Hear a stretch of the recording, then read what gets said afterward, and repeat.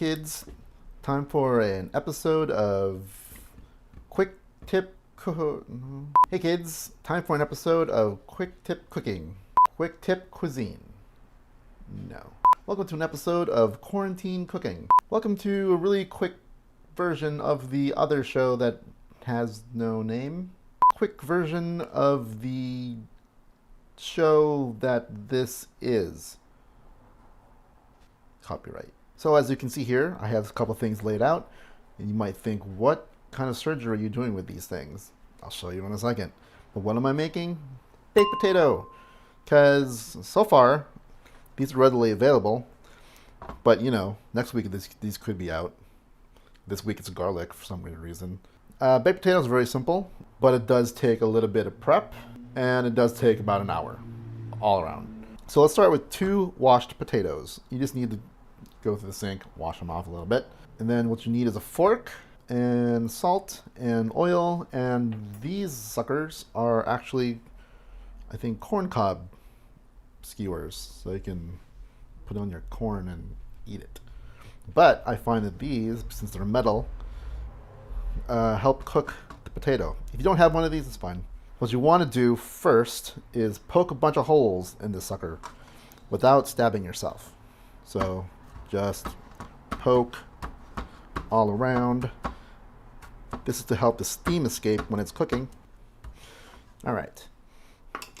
Then if you do have one of these suckers, which I highly recommend, because potatoes are really easy to make, just come home, turn on your oven. Oh, let's reverse. Well, not reverse, I'm going to tell you now. Go set your oven to 375. So you want to stick the skewer lengthwise through the middle. Be careful not to stab yourself, because that would be horrible. And hopefully I won't be liable. Boom, boom, boom, boom, boom, boom, boom, boom, boom, ba-da-da-dum. There you go. Next you want to do is oil these suckers. So let's take some oil and then rub them around. Again, be careful to point the end. Don't stab yourself. All right. Now what you want to do is salt these suckers. Pretty liberally. Around in here. So yeah. Then once you've done that and the oven's preheated, stick it in the oven directly on the rack for roughly 45 minutes, depending on the size of the potato. If it's a bigger potato, it'll probably go an hour. You'll kind of know, like, once you start to pull on the skewer, if it gives really easily, it's probably cooked. Otherwise, I guess you kind of have to, like, poke it maybe with a fork. If you cook for an hour, it should be good.